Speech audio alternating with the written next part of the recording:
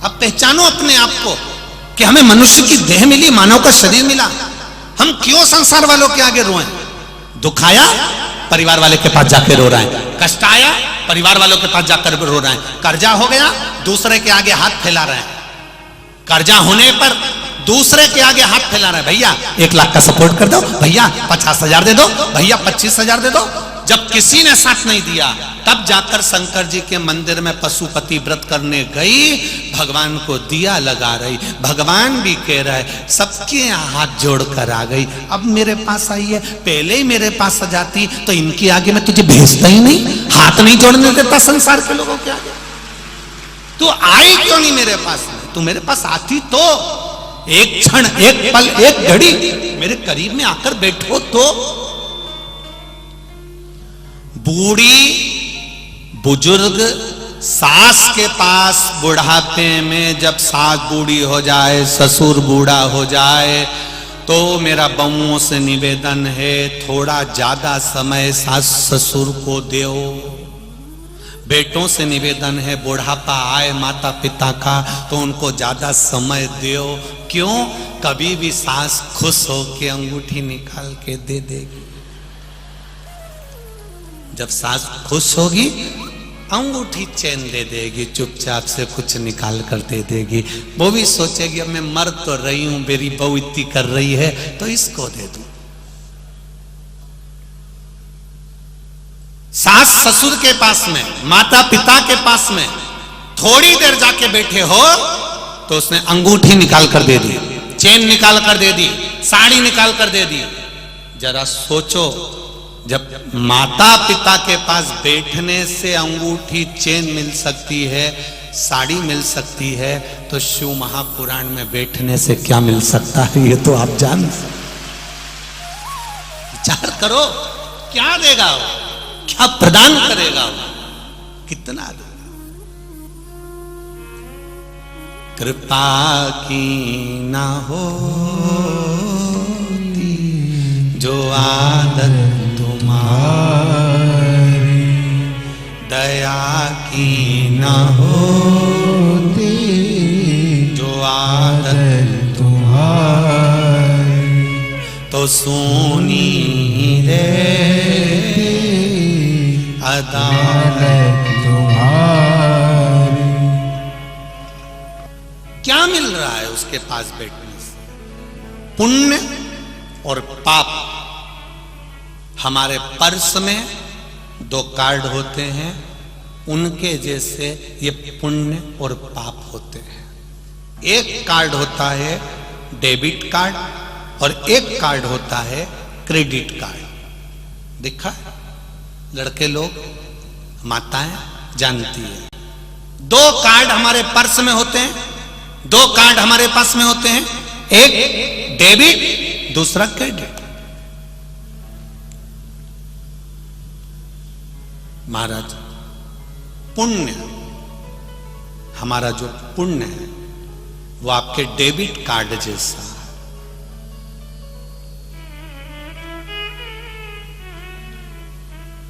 पुण्य debit card.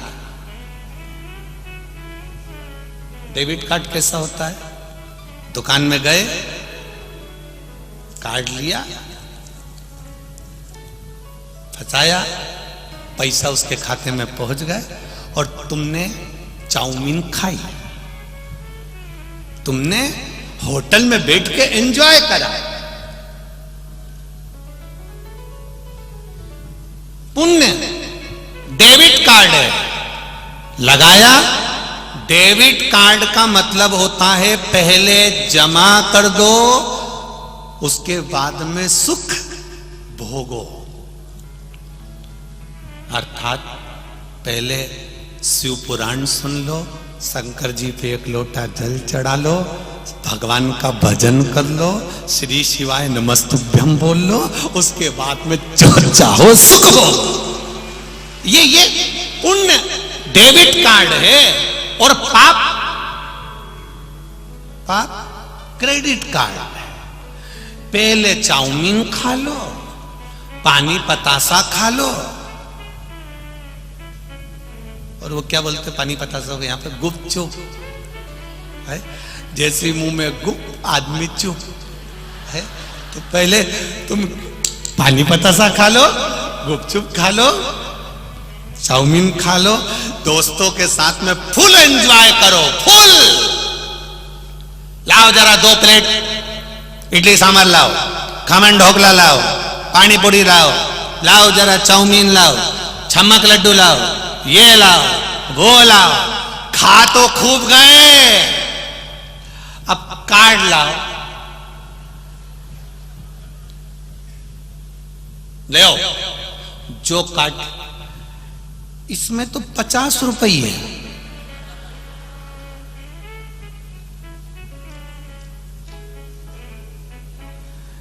दोस्त से कहा तेरा कार्ड दे दे, मैं तो घर भूल आया, तेरी जेब में कुछ है क्या? लाया ही नहीं, अब तू पार्टी दे रहा था तो मैं नहीं लाया, मेरे कार्ड में तो 50 रुपए। उसने कहा अंदर चलो, अंदर जाके 5 को कहा बर्तन दे दो, धो। बस जैसे होटल में बर्तन धो रहे हो, ऐसे ऊपर वो भी धोएगा, ऐसा धोएगा, ऐसा धोएगा, ऐसा धोएगा और कहेगा खूब भोग करा। एसी के कमरे में सोया, डल्लभ की गादी पर सोया, खूब खाया पिया, मौज करा, गाड़ी पर घूमने गया, चारों तरफ मालेगांव की होटल होटल घूमता रहा, पर मालेगांव में शिवपुराण की कथा हुई, एक दिन नहीं गया, धो धो।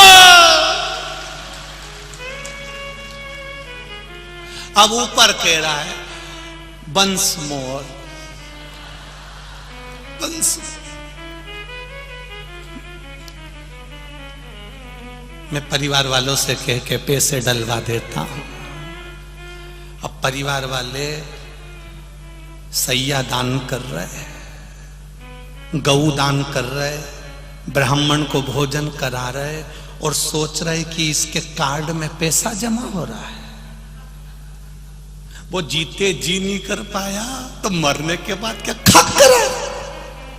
शरीर दिया था इतना बड़ा भगवान ने इसी कार्ड को भरने के लिए, इसी क्रेडिट कार्ड को भरने के लिए कि भर ले, राम नाम, कृष्ण नाम, शिव नाम, भगवान की भक्ति में भर ले। मालेगांव में कथा हुई, एक जगह पर खड़े होकर पानी पिला देता, किसी को एक फल खिला देता, इतने सारे शिव के भक्त दूसरी बार मालेगांव में नहीं आएंगे। इनको एक जरा सा सीरा हलवा बनाकर पोहा खिला देता तो तेरे धन कम नहीं होता, इन शंकर के भक्तों को खिलाने से बढ़ जाता। तू आनंद को तो देखो, जिनकी किस्मत में लिखा है ये आनंद। कभी आप लोग, मैं मालेगांव वालों से निवेदन करूंगा, आपको लगता है कि दिन में बहुत ज्यादा लाखों की संख्या में लोग आ रहे हैं, भीड़ हो रही है, तो रात्रि को जब यहाँ पर शंकर के भक्त सोएं, उस समय रात्रि के समय एक बार राउंड लगाने आना, भजन गाते, मस्ती में नाचते कूदते मिलेंगे। इनकी भक्ति देखते ही बनती है, आनंद होता है, देखो इनको।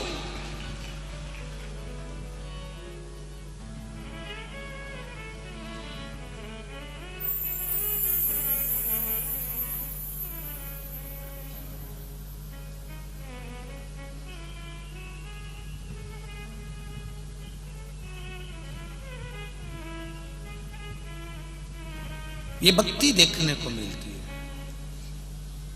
आज कोई कह रहा था, गुरुजी, गुरुदेव,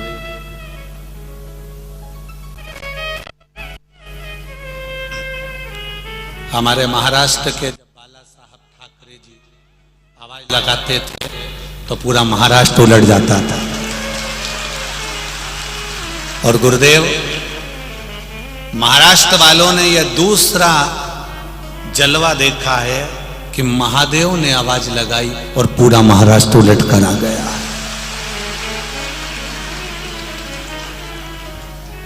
जय शिवाजी, हर हर। ये शिव तत्व है, ये शंकर का आनंद है, ये शिव का सुख है, ये शिव का आनंद है। ये साधारण सी आपसे भी निवेदन है, अगर दिन में समय ना मिले तो रात को आकर इन शिव भक्तों का, शिव के भक्तों का एक बार दर्शन करो कि इनकी भक्ति का है क्या, ऐसा क्या है इसमें। कई लोग तो केवल ये देखने के लिए आते हैं कि ये सियोर वाला महाराज शिव पुराण करता है, इसमें ये क्या जो इतना सारा आ जाता गाड़ी बराबर आ। अच्छा, जो आते हैं ना देखने के लिए वो इतने एक दूसरे में कुचा जाते हैं कि दूसरी बार कहते हैं कभी नहीं जाऊंगा कभी। और जिसको मस्ती चढ़ी है ना भगवान शंकर के चरणों की, जिसको अलमस्ती चढ़ी है ना भगवान शंकर के चरणों की, वो सोचता ही नहीं है, उसका तो जगह मिली और बैठा और चले आ रहा और इधर माता बैठी, इधर माता बैठी, इधर आई और सब दूर बैठी और इन्हें कुछ कुचा के। अच्छा, जगह भी नहीं थी कि तुम लोग आराम से बैठ लो, है इतनी जगह भी नहीं, तो एक का पांव इस पे रखा, दूसरे का पांव इस पे रखा। तो कई माताएं लिख के भेजती, गुरुजी बड़े कष्ट में बैठते हैं तो इसका कोई निर्णय। हमने कहा कुछ नहीं, अपना पांव अगर इधर उधर रखा भी है तो चिंता मत करो। जो यहां शंकर के दरवाजे पर आकर शिव महापुराण में जो धक्के खा लेता है वो संसार के धक्के नहीं खाता, वो संसार के धक्के नहीं खा सकता जो यहां धक्के खाकर चले गया। जो एक बार यहां आ गया, खा गया धक्के, फिर धक्का संसार का नहीं खाएगा, किसी के दरवाजे से धुक्कारा नहीं जाएगा, फिर वो केवल शिव का है और शंकर उसको गोदी में लेकर चलते हैं, उसको संभाल कर चलते हैं। ये मेरा अपना है, ये मेरा अपना है। कमाओ पुण्य को,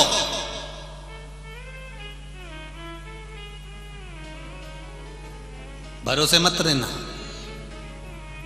किसी दूसरे के। आप में से कितने लोग हैं जिन्होंने अपने पड़ोसी के बैंक में 50,000 रुपए जमा करे?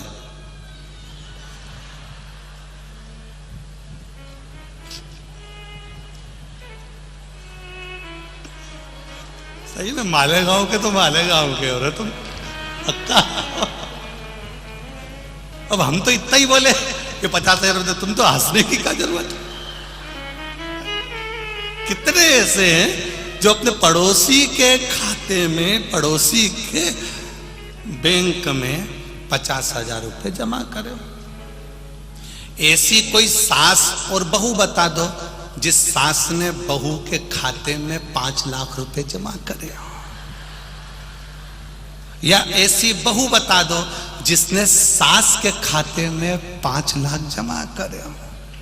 करे बोलो तो नहीं करे, तो फिर तुम किसी को भोजन कराओगी तो क्या उसको मिल जाएगा? जब 5 लाख रुपए तुम अपनी सास के खाते में कभी जमा नहीं करी, सास ने कभी बहू के खाते में जमा नहीं करा, पड़ोसी ने कभी 50,000 रुपए पड़ोसी के खाते में जमा नहीं करा, तो ये किस अंदाजे में बैठे हो कि तुम्हारे बत्तल का वो भजन करेगा तो तुमको मिल जाएगा? किस अंदाजे में बैठे हो? तुम करोगे तुमको मिलेगा, अपने खाते में अपने को जमा करना पड़ेगा, कोई दूसरा नहीं करेगा।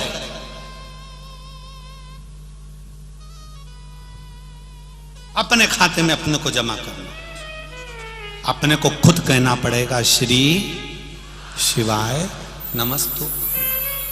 एक तो हम श्री बोलते, तुम शिवाय बोल देते हो, पूरा बोला करो श्री, फिर बोल दिए शिवाय, साथ में बोलो श्री शिवाय नमस्तुभ्यम। अब हम श्री बोल दिए, तुम शिवाय बोल दिए, हमें पराठा मिल गया, तुम्हें आलू बड़ा मिल गया, ये कोई बात है क्या? बड़ा और पाव दोनों एक साथ खाओ तो मजा आता है। अब पाव पाव कोई खा ले, बड़ा बड़ा कोई खा ले, तो काय का बड़ा पाव?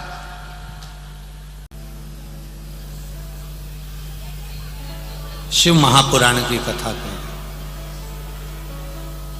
भगवान शंकर का संवाद करें। अब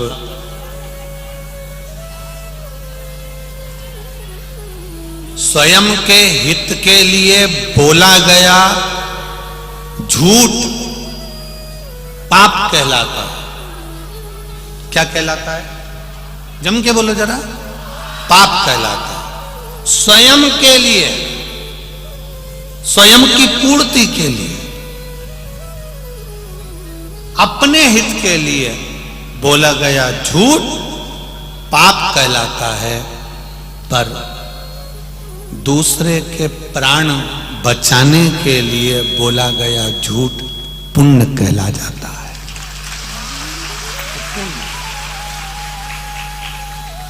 झूठ बदल गया।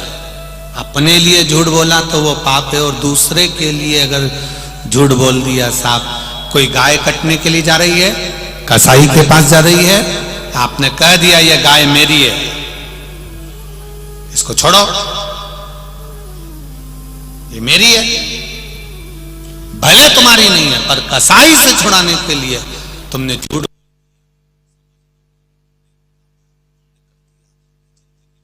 कुछ नहीं, कोई नहीं कर सकता।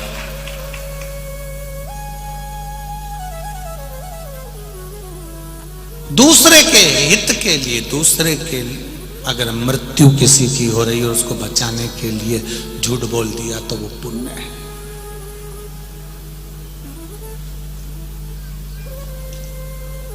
नहीं तो झूठ कितना बड़ा पाप है। गौ माता ने झूठ बोला, मुख को शंकर भगवान ने कह दिया तेरा पूरा शरीर पूजा जाएगा, पर तेरा मुख नहीं पूजा जाएगा। केतकी के पुष्प ने झूठ बोला, सारे देवताओं पर चढ़ेगा पर शंकर जी पे नहीं चढ़ेगा। ब्रह्मा जी ने झूठ बोला, उनका सिर काट दिया, कर्मनाशा नदी उत्पन्न हो गई, जिसमें एक पशु पक्षी भी पानी नहीं पीते, ऐसी कर्मनाशा नदी प्रकट हो।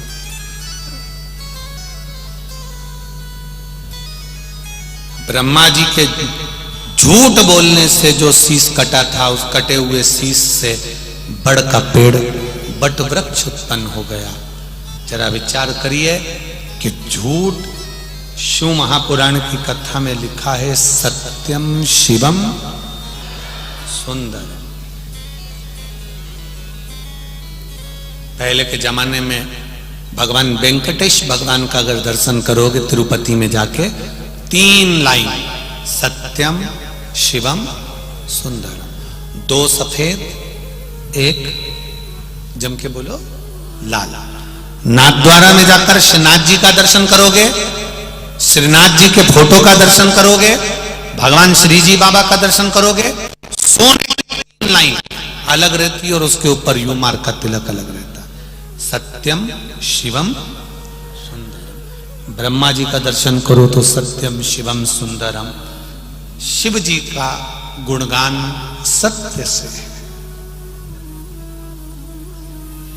अब पहले भी लोग त्रिपुंड ही लगाते थे, 3 बिंदी लगाते थे, हम भी लगाते हैं, 3 बिंदी ऊपर होती है, सत्यम शिवम सुंदर। अब लोगों ने सत्य को मिटा दिया, शिव को मिटा दिया, सुंदर बनने के लिए एक लगा दिया। आज के जमाने में लोग तिलक भी लगाते हैं तो सुंदर कैसे दिखे वैसा तिलक हमारा होना चाहिए।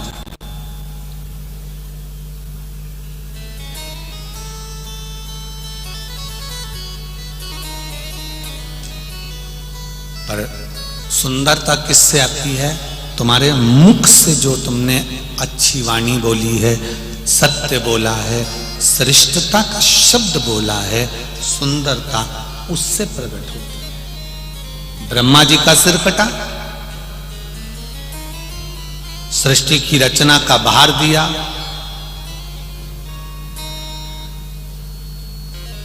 पर उस रचना में भी ब्रह्मा जी से भेद हो गए।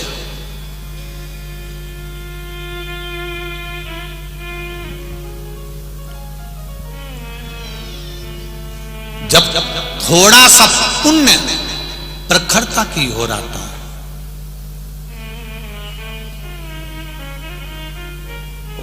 फिर एक बात का स्मरण आप लोगों को रहे, जो लोग दिन भर बैठकर माला जपते हैं या राम नाम या कृष्ण नाम या शिव नाम जपते हो, ये मत सोचना कि हमने बहुत सारा पुण्य इकट्ठा कर लिया।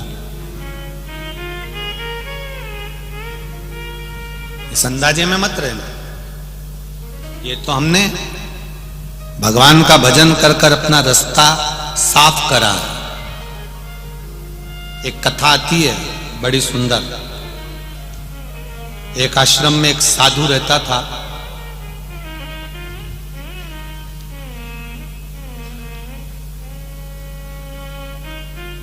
बहुत साल हो गए उसको उसी आश्रम में रहते रहते, बहुत साल। और कई साल बीत गए आश्रम में रहते रहते रहते रहते रहते रहते 30 साल से लगातार भगवान का भजन कर रहा था। 30 साल से लगातार मुख से भगवान का नाम जपना उसने बंद नहीं।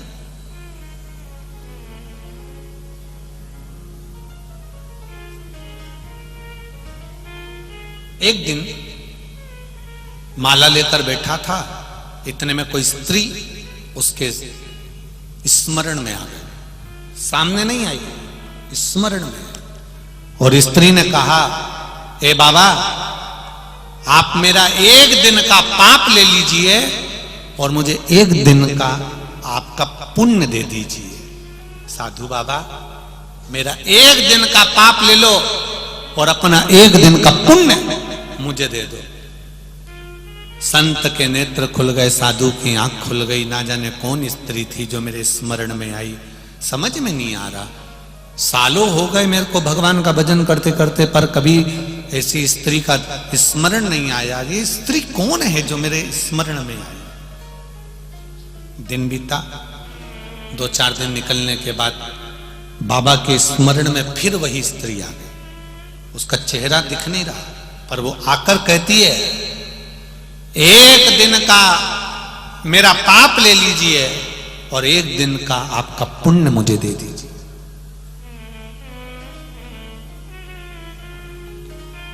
संत के, साधु के समझ में नहीं आया। साधु को लगा कि मेरे गुरुजी ने कहा था कि अपना पुण्य, दुनिया का सब कुछ दे दो पर अपना पुण्य किसी को मत दो। मेरे गुरु ने कहा था। मैं अपने गुरुजी के पास जाता हूं। गुरुजी के पास गया। गुरुदेव, 30 साल तपस्या करते करते हो गए, तब करते करते हो गए, परंतु ऐसा समय कभी नहीं आया कि एक स्त्री मेरे स्मरण में आती है। वो स्त्री मुझसे कहती है, एक दिन का पाप ले लो और एक दिन का पुण्य दे दो। गुरु ने कहा, मैंने तुझे मना करा था, अपना पुण्य किसी को मत देना, बिल्कुल मत देना। तू मेरा शिष्य है ना, गुरु का कहना मानकर चल। कोई कितना भी भरमाए पर अपना पुण्य नहीं देना। चले गया। वो फिर तपस्या में बैठा, स्त्री फिर आ गई। बाबा, एक दिन का पाप मेरा ले लीजिए, एक दिन का पुण्य आपका दे दीजिए। परमार्थ का कार्य करिए बाबा। संसार में परमार्थ से बड़ा कोई सुख नहीं है बाबा। ले लीजिए ना मेरा पाप, आपका पुण्य दे दीजिए ना। संत ने क्रोध में आकर पूछ लिया, तुम कौन हो? क्यों मुझे परेशान कर रही हो बार बार बार बार? स्त्री ने कहा, मैं तो खुद दूसरे के कल्याण के लिए आपसे पुण्य मांग रही हूं बाबा, आप दे दीजिए ना। चली गई। फिर तब करने बैठा, वो स्त्री फिर आ गई। अब रहा नहीं गया, फिर वो गुरुजी के पास गया।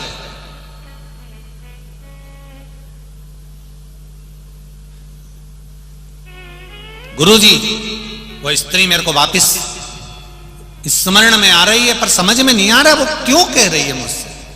वो कहती है, परमार्थ करो। कोई बहुत परेशान है, उसका कल्याण करना है, इसलिए मैं आपका पुण्य मांग रही हूं। गुरुजी ने कहा, मैंने मना कर दिया ना, नहीं देगा तो नहीं देगा। चले गया। फिर बैठा वो आंख बंद करके, फिर वो स्त्री आ गई, मेरा एक दिन का पाप ले लो, एक दिन का पुण्य दे दो। आखिरी में उसने सोचा क्या करूं, तब उसने देव अधिदेव महादेव को याद किया, हे महादेव, मैंने आज तक तुम्हारा भजन नहीं किया, केवल मैं अपनी भक्ति में लगा रहा, जाप में लगा रहा, स्मरण में लगा रहा, कभी मैंने शंकर का नाम नहीं लिया, परंतु मुझे मालूम है शिव जब भी निर्णय देते हैं वो साधारण निर्णय नहीं होता। आज आपसे निर्णय मांग रहा हूं महादेव, मुझे निर्णय दे दीजिए, क्या करूं मैं, क्या करूं। इतनी देर में तो महादेव ने आकाशवाणी कर दी, और महादेव ने आकाशवाणी कर कर कहा, रे साधु, तो किस बात में अकड़ रहा है, तेरे पास में कौन सा पुण्य है जो तू अकड़ रहा है, इतरा रहा है, बार बार अपने गुरु के पास जा रहा है, तेरे पास में कौन सा पुण्य है।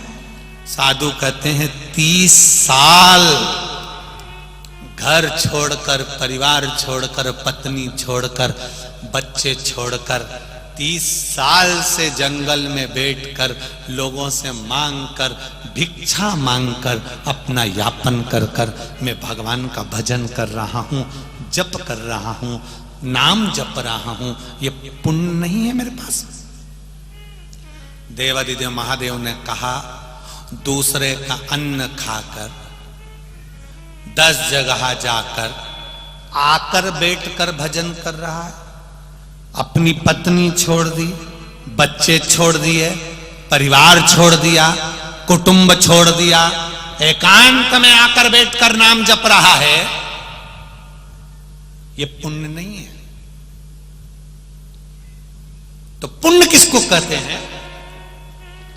महादेव कहते हैं, तेरी पत्नी को तू छोड़कर आ गया था, छोटा सा बच्चा उसकी गोदी में था, 2 बच्चे उसके थे, पत्नी तुमको 3 महीने तक ढूंढती रही, मेरा पति आएगा, पति आएगा, बच्चों के लिए उनका पिता आएगा, तू नहीं आया। दर दर ठोकर खाती, कहीं बर्तन मांजने जाती, कहीं झाड़ू लगाने जाती, सब दूर लोग उसको गलत दृष्टि से देखते। तब एक आश्रम में, जहां पर जिसको कुष्ठ रोग हो जाता था, उस कुष्ठ रोग के आश्रम में चली गई और वहां सेवा में लग गई, थोड़ी सी तनख्वाह मिलती, अपने बच्चों का पालन करती।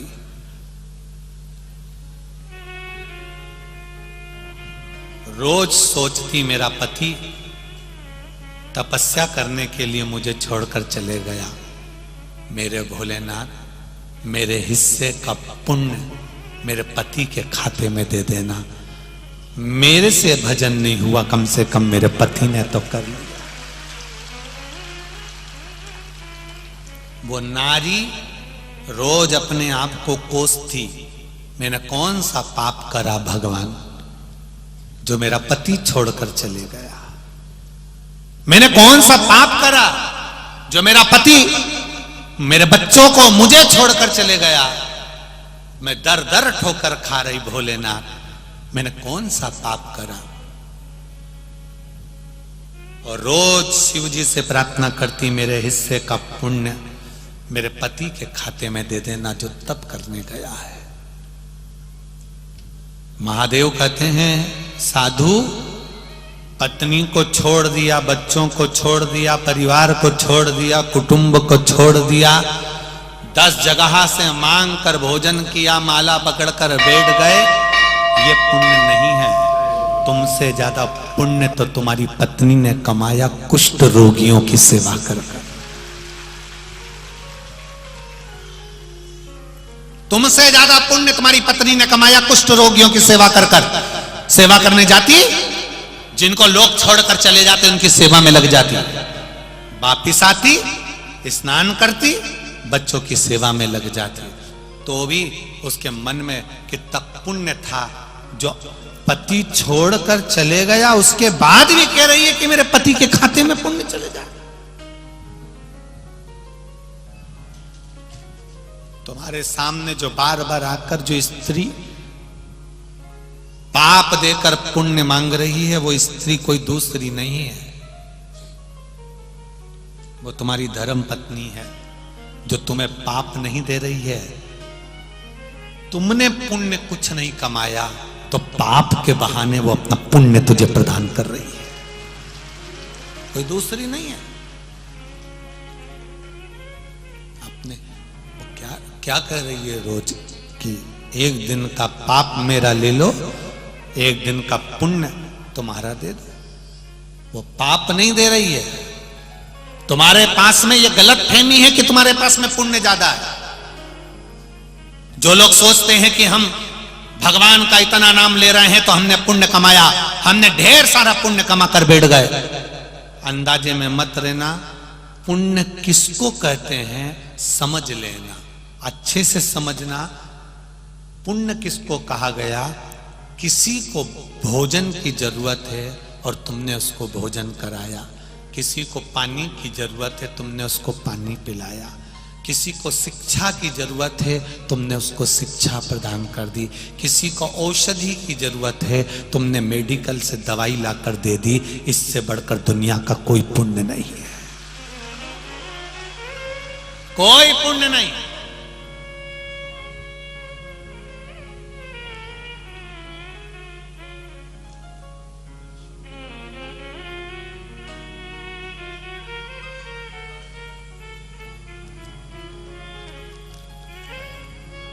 एक पत्र कल जब कथा पूरी हुई, हमारा जो कार्यालय लगा है उस कार्यालय पर बहुत सारे पत्र लोग जमा कर देते हैं। उसमें एक पत्र आया है जो हमारे कमरे में रखा है। वो जो कथा के यजमान हैं आदरणीय दादा साहब भूसे जी, उनके लिए लिखा है। किसी एक बेटी ने वो पत्र लिखा, आदरणीय दादा साहब भूसे जी के लिए पत्र लिखा। उस पत्र में लिखा था, उस पत्र को पढ़कर हमें भी प्रसन्नता हुई। उस पत्र में लिखा था, गुरुदेव, मैं मालेगांव के नजदीक के गांव की हूं। उस गांव का नाम भी उसने लिखा है। गुरुदेव, हम नासिक जिला से हैं। मेरी और मेरे भाई की पढ़ाई पैसे के चक्कर में रह गई थी। एक बार दादा साहब के पास में हमने केवल पत्र भेजा था और दादा साहब ने हमारी पूरी पढ़ाई करा दी है। गुरुदेव, हम दादा साहब का यह एहसान, इसको पढ़कर प्रसन्नता हुई। आदरणीय भूसे जी को मैं बहुत बहुत साधुवाद देता हूं। पुण्य किसको कहते हैं, यह पुण्य को समझने के लिए ही यह पुण्य श्री शिव महापुराण की कथा। आदरणीय दादा साहब भूसे जी को बहुत बहुत साधुवाद, इस व्यासपीठ से बहुत बहुत साधुवाद। नेता पत्र आता है, पढ़ते हैं, पटक देते हैं, उस पर स्मरण नहीं करते। पर आदरणीय दादा साहब भूसे जी को धन्यवाद है कि उन्होंने उस बेटी का पत्र तो पढ़ा था, पढ़कर बच्चों का विद्या अध्ययन तो कराया। आज वो बच्चे पढ़कर आगे बढ़ गए तो कम से कम उनको ये बात का स्मरण तो रहा कि दादा साहब ने विद्या अध्ययन कराया। ये जीवन का वो पुण्य है जो कहीं नहीं मिल सकता, कभी समाप्त नहीं हो सकता। और मैं कहूंगा आदरणीय दादा साहब को कि ये संस्कार आपके माता पिता के हैं और ये संस्कार कल बच्चे बता रहे थे कि आदरणीय मंत्री हैं, राज्य मंत्री का पद है। उसके बाद में कार्यकर्ता बता रहे थे कि जमीन पर वहां कहीं कोने में बैठकर कथा सुन रहे थे। कहीं कहीं कहीं ये अभी कहीं का मिनिस्टर हो, मंत्री हो तो वो पहले तो किरीच वाला कुर्ता ही सही नहीं हो, परंतु ये वात्सल्यता, इसको करुणता कहते, इसको प्रेम कहते हैं।